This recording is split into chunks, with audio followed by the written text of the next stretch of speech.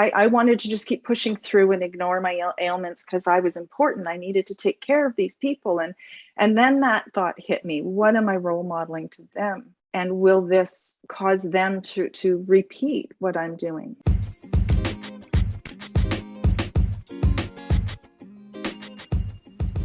Hi everyone, welcome back to Hera's Journey, your weekly fix of personal transformation hero journey stories from the Soul Sisters perspective. If that soundbite got your attention, this episode holds many more insights about self-care and the mind-body connection. Joining me this week is Colette Gauvreau. Colette has been exploring and enjoying the benefits of the mind-body connection for over 30 years. Her personal exploration of yoga led her to complete yoga teacher training in 2003 after the birth of her second child. Colette is also certified coach of ENLP, who works specifically with the unconscious mind and specializes in helping her clients overcome their chronic conditions. She is passionate about her work because she has used these same tools and techniques to overcome her own chronic health issues. In this episode, Colette shares her health journey and discovering and harnessing the power of your breath. This is a timely message as we are in the holiday season and hopefully taking time off to rest and recharge. Now, on to a fabulous discussion with Colette. Enjoy.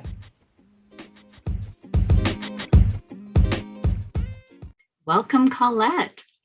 Hello, Naomi. Thank you so much for having me. I'm delighted to be here. It's so lovely to have you. So how are you doing on this wintry day in Ontario? I'm great. I'm feeling great these days. Thank you. Good. Yes. So I'm here today to talk to you a bit about how powerful the mind-body connection is, really, when it comes to our physical health. And also how our unconscious mind and the beliefs that we hold there really steer the direction of our lives. And I guess how I discovered that the hard way and the long way. So as you mentioned, I've been working with the mind-body connection for over 30 years. And I was drawn to yoga in my early 20s because I suffered from anxiety and mild depression, just a struggle sometimes with managing life. And I found a lot of benefits from the breath work and the mind-body work that I got there. And so that was all wonderful and helped me manage my life. In 2003, I decided to deepen my knowledge of it and do my yoga teacher training because I wanted a career change. When Nicholas was born, I could see how an hour and a half commute each day was really going to have an impact on family life. So I thought I need a career change. So I did that. And I was fortunate that the full-time job I had at the time working for a summer camp, they replaced me with someone who didn't have my financial credentials. And so I became a contract bookkeeper at the same time. So I had this hybrid career going, which was wonderful. It allowed me to be home with my kids. And that's sort of where the mind-body connection was going on. But at the same time, these health issues that had sort of bothered me from a child, really sort of irritable bowel and upset tummy, sort of nervous tummy, which I'm sure is all related to the anxiety and stuff, but I never spoke about it because back then you just didn't say you were struggling. It wasn't a thing, or at least I didn't think it was. So I started to manifest illnesses, and in my 30s with the kids, I had 2 C-sections. So those were my first 2 abdominal surgeries. I had polyps removed in my 40s, and then the lumpectomy came at 46. And that was incredibly scary when you're a mom. So all of these sort of mind-body work that I was doing, and I felt reasonably healthy, I was still manifesting illness. And I started to sort of make a connection there. Now, at this point, I want to go back a bit to the unconscious beliefs. Yes. Because growing up, there's a statement I heard over and over again, and that is that my maternal grandmother and all of her siblings died of breast cancer, and that it skips a generation. Right. And so it didn't take me long to figure out, okay, skips a generation, hang on, that means mom's safe, but me and my sister are kind of screwed, which isn't necessarily true. It was something that I guess my mother had read. So I made that connection with the lumpectomy. I'm like, am I playing into this in some degree? So I'm grateful for the surgeons who removed the lump. It was precancerous, so I was safe there, and I kind of continued on. But 3 years later, I had to have a full hysterectomy because I had cantaloupe-sized fibroids on my uterus. So once again, this cycle of Right. sort of illness is just continuing. And so I thought, you know what, this is my wake up call. If there's something going on here at 50, at 49, this is my fifth surgery, third abdominal surgery. There's got to be something more that I can do. The hysterectomy took away a lot of my physical symptoms, but I still had the stomach issues. So I had a gastronop. They went down my throat with a tube. Right. Right. And that doctor said, you know, there's nothing you can do about your stomach. And that's really where I started my journey of, I'm not buying this. I'm 50 years old. I don't want to be in pain the rest of my life. And so I went to see a naturopath, and I went to see an acupuncturist, and I was making radical changes to my diet. And all of this stuff was really, really challenging. I was really struggling to make the food changes and so on. And so my acupuncturist said, have you ever considered coaching? And I thought, I don't know what they're going to do for me. But at this point, I was willing to try anything. And I had a ton of respect for her. So I did. And this wonderful lady was trained in the unconscious mind. And she identified in 3 sessions a trauma that I had repressed. And it had come up for me in my teenage years. And I had done some therapy around it and thought I was okay with it. But the truth is, it had a bunch of negative emotions and decisions that I had made around that, similar to the decision that I was doomed to have cancer because I just heard it. And so that really was the pivotal moment in my healing journey, if you will, where I started to feel a lot better because I went into a deep dive into my unconscious mind. After I worked with that particular coach, I was so curious. That I took the training myself, and in that journey met you, and had some sessions with you, quantum change process sessions, which were phenomenal, and really solidified for me that I was going to go all the way and do all the training. So that's sort of my journey of understanding really that looking into my unconscious mind and seeing what is there, acknowledging it and sort of dismantling it if it's not serving me is a possibility, and B is incredibly healthy in ridding us of sort of the root causes of our diseases, right? Yeah. So first of all, congratulations on that journey. And there's so much to unpack there. But before we do, where are you now in your health journey? I feel healthier at 54 years old than I ever have in my entire life, ever. Amazing. I teach some online workshops that help people with some of the key things that I've done. And I say, I feel like I'm driving the bus now and I have a roadmap, right? We come into this life and we sort of just move through it as travelers, and we're not necessarily given the rules of the game or the tools. Yes. And so I feel equipped now. Yeah. That's wonderful. And you're doing that amazing. Thing that they said that I couldn't cure with my stomach, I guess technically it's still there, but I live symptom-free 90% of the time. When I suffer, I know I'm suffering because I've broken the rules. I've eaten a food that I shouldn't, or something like that. Right. But look at that, right? Tremendous movement forward in your health practices as well, in terms of everything that you're doing now and how you're helping others in the same arena. The concept of holistic health, mind, body, etc.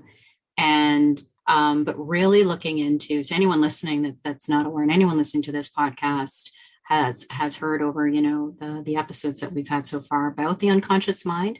And if you're curious, it's really looking at how when we think about the conscious and unconscious and what that means, a lot of people may have heard the term subconscious, but not necessarily unconscious. So when we look at what that means, conscious mind is from your head up, right? And is you looking out at the world, observing and interacting in the world. Unconscious, think of it as, the rest of you, like maybe from your neck down. So 90% of you is really unconscious. And that's where all of the learnings, the experiences, the memories, the emotions, every single moment in your life is stored and sealed. The good, the bad, and the ugly. And what we do as coaches is really through mind-body techniques, get into the root cause. So think of 3 layers. You have your presenting problem, then you have your issue, then it's the root cause. And what Colette's speaking about is how she was able to tap into the root cause by working with the coaches to understand and explore what's the driver behind the behavior, right? Or the illness. Now, that's deep exploratory work. And I know that the reason for your success in this space is because as a client, as an individual, you are 100% committed to understanding the why of what's going on, and committed to getting better, committed to results.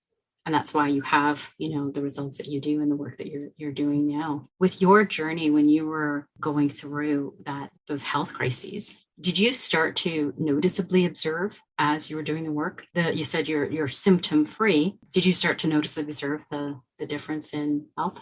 I did. I just took ownership, I think, over the journey. And just to talk about the unconscious mind, one of the ways that I think about it really is using the analogy of a cell phone or technology, because we are so familiar with that. And so our physical body is sort of representative, like the hardware, the actual phone itself.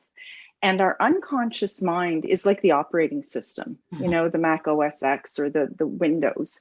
And then the apps or the programs that we load are individual, right? And so I might be playing one versus another game. But what we have to recognize is every person, human being, is walking through the world with a different set of programs based on their life experiences.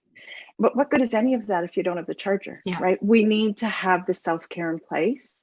I talk about the charger as being our breath. And the interesting thing about the breath is the 90% from the neck down is beating our heart and digesting our food and communicating with the rest of our body to assess what we need in any given moment. And that's incredible. Yeah. It's really, really incredible. And so I lean into that in my work. There's an incredible wisdom within us that we can rely on and that we should tune into. So the breath, interestingly, is the only bodily function that is both done automatically, but can be controlled.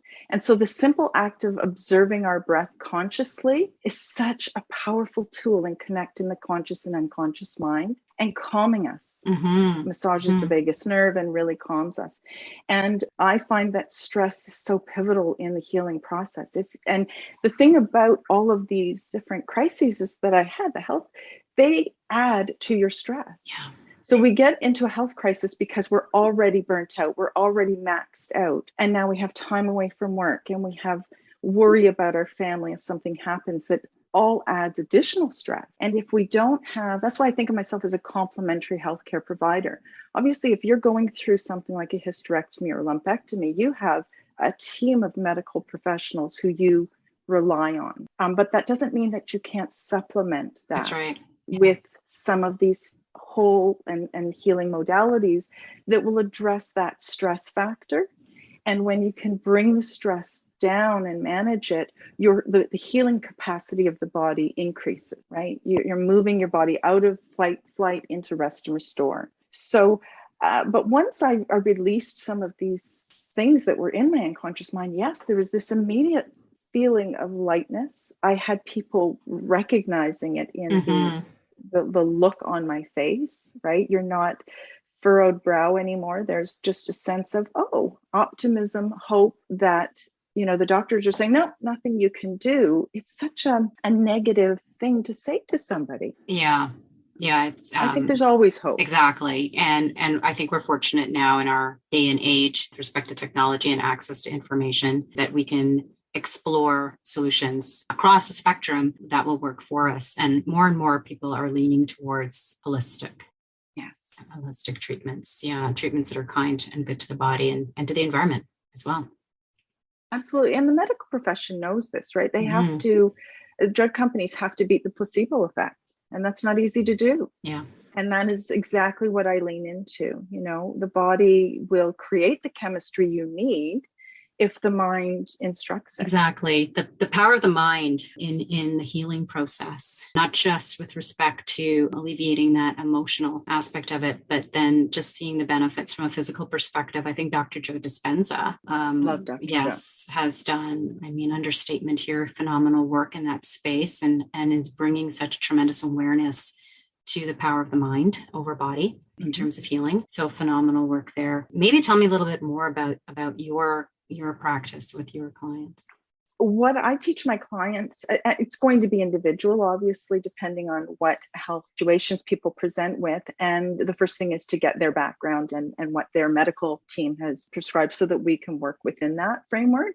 Sometimes in my case, there was a lot of dietary issues. I was reasonably healthy, but there were some things that were triggers to me that I didn't know. Mm-hmm. And then I had a whole bunch of beliefs around that. So hypnotherapy is a big thing for me because when we can access the unconscious mind through a meditation or a prescribed thing, it just helps to reinforce and get the 90% on board with the task at hand. So that was key for me and is an aspect that I use with my clients. We do detailed discovery and we find out, and basically the tools in the Evolved NLP toolkit are just so incredible that we use through muscle testing, behavioral kinesiology. We access information within your own body, within the unconscious mind that helps us pinpoint ages and times where things happened. And then we release it. And these are all very specific tools that we use in the process. It's very different from therapy. I did traditional therapy. There is a period of talking about things so we can identify the problems, but then it's very solution-based, We stay focused on that. We just, really pinpoint, and then we support through the tools. Right. And one of the reasons I wanted to have you on the podcast and talk about your health journey and your practice right now is because I suffered from burnout, as unfortunately so many have over the last 2 years in a pandemic, and given the number of unfounded challenges that we've been facing and moving through. In my specific experience, I was most likely burning out for quite some time. I just wasn't aware of it until it was too late. And when it got to the too late point, I couldn't think straight. I couldn't make a decision. I would actually experience panic and anxiety that it's like I experienced maybe when I was it's been over 20 years when I was in university. You had an exam or whatnot, you were maybe not prepared for, but this was so different. The symptoms I had, I was speaking with my doctor and I said, I just need to take a few days off. And she said, no, you need weeks off. You have burnout. And so I went on sick leave. And during the sick leave, I resourced, I secured, I had my doctor, of course. I hired a therapist. It took me 3. I went through 3 of them because the rapport is so important. And I hired a coach, and Katie, when she was on the previous podcast, all of that to say, it took me, I was off for 6 weeks. That's not enough time. And the third-party provider, the third-party insurance company for the organization I was part of will call you and in a very harassing manner. So you're already suffering. You've got anxiety, you've got panic, you've got, you don't really know what's going on with you because you're certainly not yourself. That's how I felt.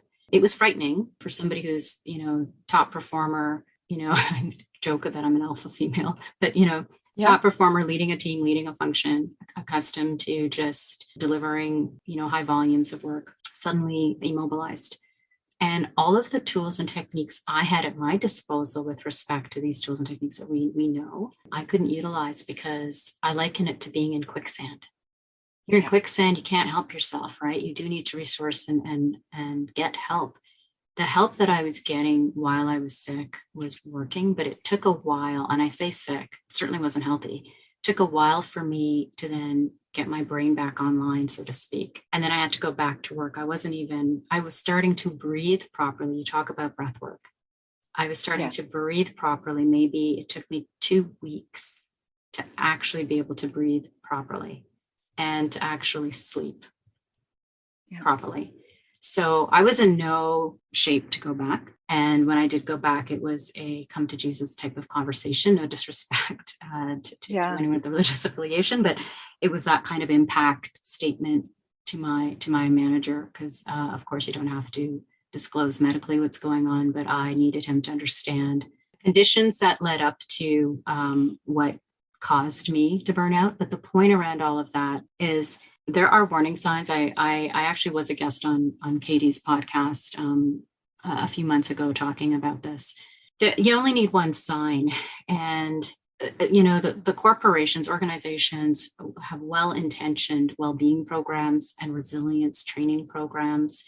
There's a focus on breath work. There's focus on meditation and just the importance of standing up. If you're sitting all day, standing up movement, going for a walk, taking a break, etc. Like there's great intention. Sadly, it's missed because people are so consumed with the work in front of them and the task in front of them. And a simple act like just knowing how to breathe in a certain manner to help reduce that anxiety and stress can be done immediately on the spot to offer some relief.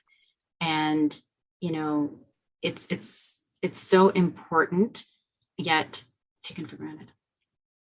It's so simple. And I think what happens as well is that we're just not programmed to do it. And so that's why when I work with people, there's a period of real immersion in the practice. And the tapes really, really help. And then your unconscious mind starts to prompt you. I also use anchors. Whenever my hands hit water, I think about breathing. And, we wash our hands so many times a day. So I've built in these little sort of techniques that help to make it happen. And then once you have a routine of it, it's just repetition, right? We got into these negative habits by repetition. We have to do repetition to gain structure around the new habits. The new positive habits.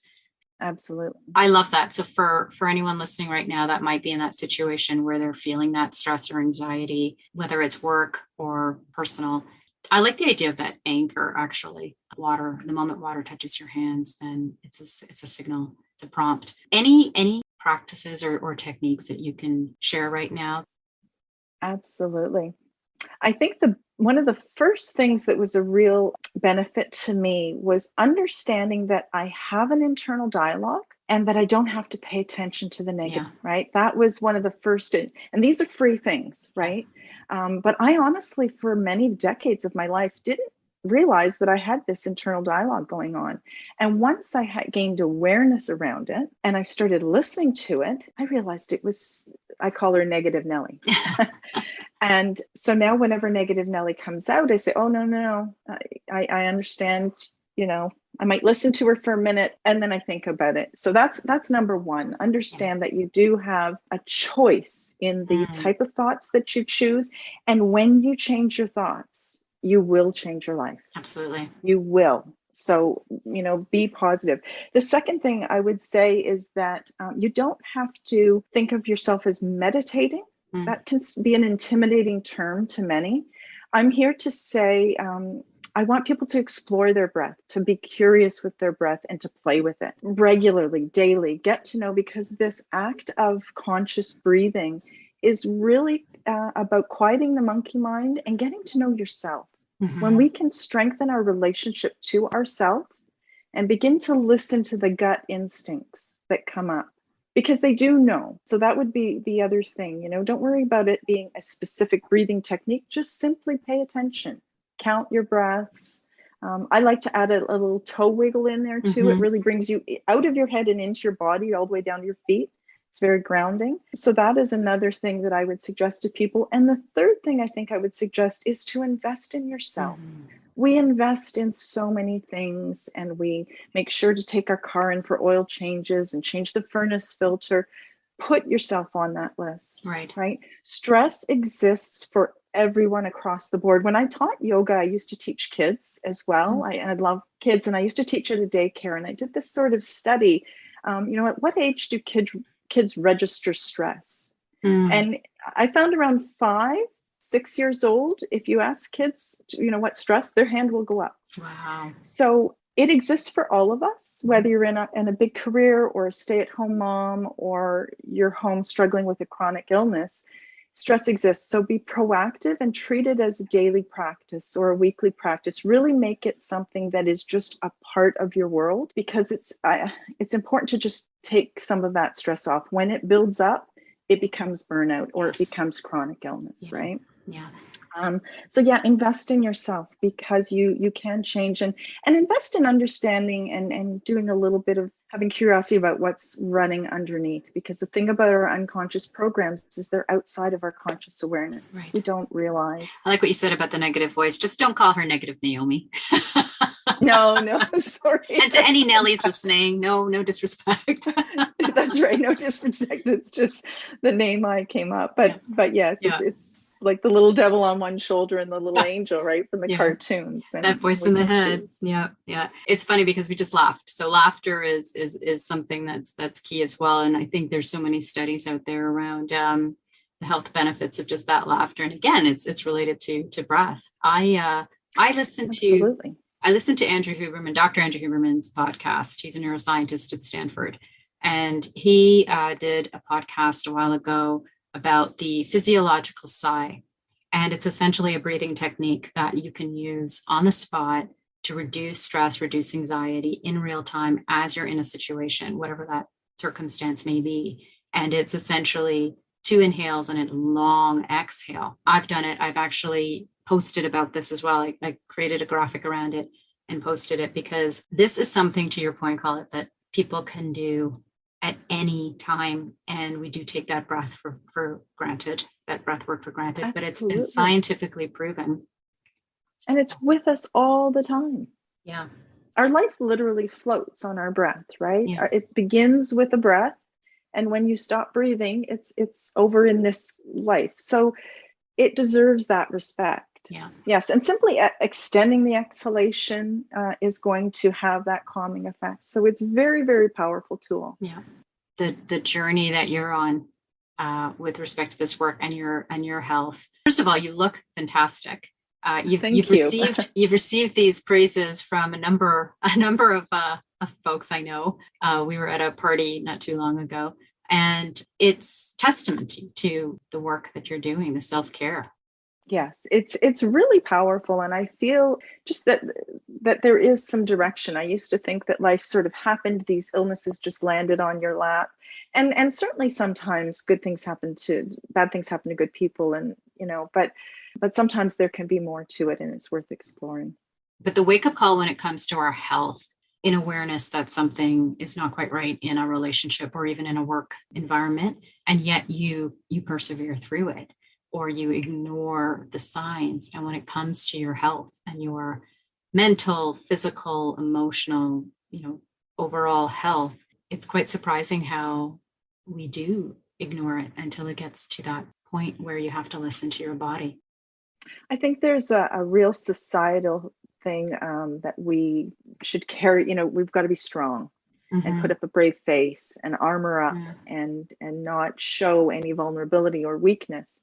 But in fact, being vulnerable is incredibly brave and courageous. And I think it just is something that we should all really do and speak about as well. Because if we just do it privately and, I could have just healed myself and said, that's great, and continued on. But it felt almost criminal not to share the information, because I know there are so many people struggling.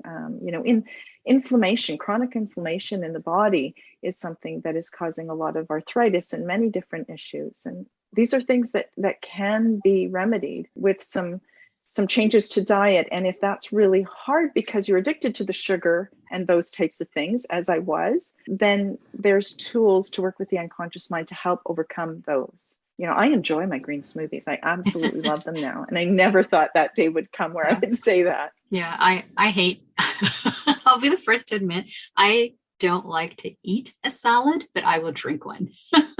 Yes, it's so much quicker. Yeah. I mean, if you can't take 10 minutes out of your day to just chug a drink, when I think of what people do with alcohol, it doesn't taste, a shot of tequila is not really good, but people do it, right? Yeah. So why not take a shot of green juice for the benefit of your health? Right. And it's, again, all of these practices have scientific evidence behind them to support that, yes, indeed, it does contribute to good health, not just immediately, but in the long term as well. There's lots of work on, for example, on longevity. So should you wish to live a long life, live it in a healthy manner. I always admire senior citizens and how you see them so active and out and about, and they've got that, almost love of life, really.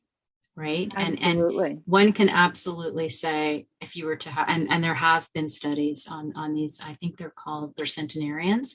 So they live over 100, and Yes. their longevity it's about lifestyle and diet, and first and foremost, a mindset Yes. that allows for that healthy living. So notice I didn't say positive mindset, because that's essentially what it is. But really their focus is on, they have a purpose, they have a passion, they have a reason really for being, and they surround their life with a circle of friends. They have, whether they're volunteering or working or whatever it is that they're doing at that age, but they get up in the morning with a specific purpose. And coupled with that are a number of other practices along that, just a holistic journey of staying and remaining healthy and active. I, for one, I want to be that. My grandfather lived until he was 91, and he was traveling in his 80s.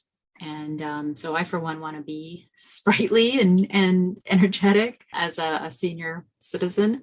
Wherever in the world I happen to be living at that time in the future. But starting now with these practices is really important. I was sharing with a friend the other day that I am especially guarded right now with my energy. I safeguard my energy, having gone through what I did, because it's almost like a little bit of PTSD if I find that I'm having a particularly busy day and I'm starting to feel that stress building up. I actually stop. I know now, right? Just stop.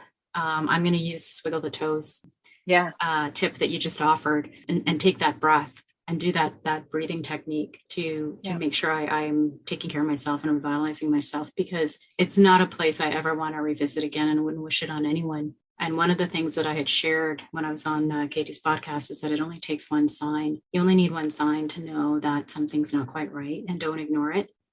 And also, as you start to shift the practices, the body will tell you as well. So the body will give you signs saying this isn't right. But what I found is when I was on track, I got so much positive encouragement, feedback from my body that I couldn't ignore. This is the right path. The communication that my body gave me was incredible. And I agree that there's a lot of talk, especially on media, about with the pharmaceuticals and as you age. But I now say to myself, I want my lifespan to match my health span, right? I don't want to spend the last 10 or 15 years immobile or stuff like that. I want to maintain a level of health that is vibrant, and that I really am truly fully living my life. Yeah, quality of life. Absolutely. It's really enjoying that quality of life. They can start now. There are a lot of, in my circle of friends, I have women friends who are moms, wives, whether they're partnered or they're single, and they're busy working moms. And the talk of putting yourself first is not something they embrace quite easily. They know it's important, and it's, it is a reality. I can't relate. I'm not a mom yet. I say yet because you never know what the future holds, but I understand the busyness. I understand the put others first. But really, you're a mom. So if you were to give advice to, and I'm sure your clients are working moms and busy moms as well, but what advice would you give to that individual who is in that whirlwind of busyness in their life to carve out, right? It is a challenge. And I know that. I did my yoga teacher training when Nick was born. And certainly in those years where Renee was competitive swimming and Nick was playing hockey, it's difficult not to find yourself in the takeout, drive through and all of those things. What I would say is incorporate the breath work with your kids, because you can never start too early with them. Breath work when your toddler is having a tantrum is awesome, right? If you can get them to breathe, it helps them. And then you've got that supportive environment where you're all on the journey together. I would also ask them to reflect on the future, and how comfortable they would feel with their daughter or son being as stressed out as they are in their future, because we care so much for our kids. We want to prevent them from feeling anything, which is why we put ourselves this way. But the reality is they are going to model what we're modeling to them. Yes. It's not what we tell them, it's what we show them. So I would say just embrace it. You are worth it. They are worth it. And who knows, maybe your hubby will join in too if the whole gang's doing it. But just carve out the time, and find it, because you will notice the benefits. I love what you just said. That is so incredibly wise to include, if you have young children, include them in the work, and then to project, to think about those older kids. That is incredible. And that is, and makes perfect sense. It was the wake-up call for me when I wanted to just keep pushing through and ignore my ailments because I was important. I needed to take care of these people. And then that thought hit me. What am I role modeling to them? And will this cause them to repeat what I'm doing? And then I thought, no, that's not something I'm willing to do. You need to create a message around that and post it, because that's brilliant. I actually had posted the timeless self-care message about putting on another mask. Yes. The self-care first. And it's a beautiful message. But one of the things I think about is there are conditions, and we're talking, of course, about the mask that drops when you're in the plane. And there are conditions that have to occur, that have to be met in order for that mask to drop. You don't want those conditions to be met. You don't want to see that particular mask on a plane when it drops, because you're in trouble, right? So why is it that we allow it to happen in our personal life or work life? We allow those conditions to build. Absolutely. You don't know what you don't know, but once you know, you can change it. Yeah. And then equip yourself with tools for moving forward so you don't create the conditions for that disease in the body. Right. So Colette, I know you shared quite a bit today in terms of tips, techniques, etc. Do you have a key message that you'd like to leave our listeners with? I think it's just those things. Monitor your thought, understand how powerful the breath is, and access resources when you need them. It speeds the process up, and there's no point in suffering for a longer period of time than you have to. Right. Thank you, Colette, for joining me today. Where can listeners find you? I'm on social media. You can find me, search me there, Breathe Easy. I'm also on Instagram at breatheeasy_co, or you can find me at my website, which is www.breatheeasyco.org. Wonderful. Thank you, Colette. Thank you for being here today. Thank you very much, Naomi. It was a pleasure.